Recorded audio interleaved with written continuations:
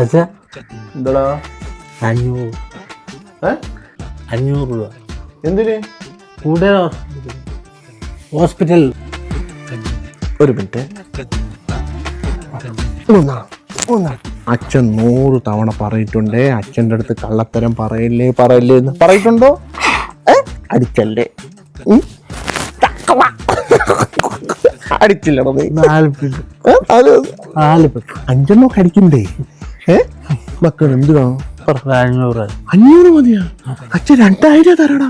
മക്കൾ ഒരു കാര്യം ചെയ്യും, പെട്ടെന്ന് ചെന്ന് 2 അടിച്ചിട്ട് വാ. ചെല്ലേ കേട്ടാ? അല്ല മാമ, നിങ്ങൾ എന്തേ ഈ പരിപാടി കാണിക്കുന്നത്? ഈ കെട്ടാൻ പോണ പയ്യനെയാണോ നിങ്ങൾ ഇങ്ങനെ വെള്ളമൊടിപ്പിച്ചിരിക്കുന്നത്? ചെറുപ്പക്കാരല്ലേ, 2 അടിക്കട്ടെ. എന്നാലും ഇങ്ങനെയൊക്കെ അടിക്കാം? ബ്രോക്കൻ്റെ അടുത്തായതുകൊണ്ട് ഞാൻ ഒരു സത്യം അങ്ങ് പറയാം. എൻ്റെ മോനെ ഞാൻ കഷ്ടപ്പെട്ടാണ് ഞാൻ പഠിപ്പിച്ചത്. എന്നിട്ട് ഞാൻ ഗൾഫിലെ 2 ലക്ഷം രൂപയുടെ ജോലി വരുന്ന ജോലിയൊക്കെ ഞാൻ ഒപ്പിച്ചു കൊടുത്ത്.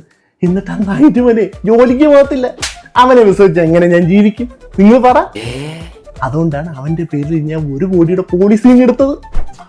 ബൈക്കിൽ തന്നെ ഓർമ്മ. അവൻ അധിക സമയമൊന്നുമില്ല, അവൻ പെട്ടെന്ന് അങ്ങ് തീരും.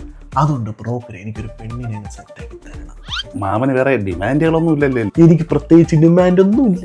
പിന്നെ ഒരു ചെറിയൊരു ആഗ്രഹമുണ്ട്, പെണ്ണിന് ചന്തി വരെ മുടി വേണം. ചന്തി മുടിയുള്ള പെണ്ണ് നോക്കാം.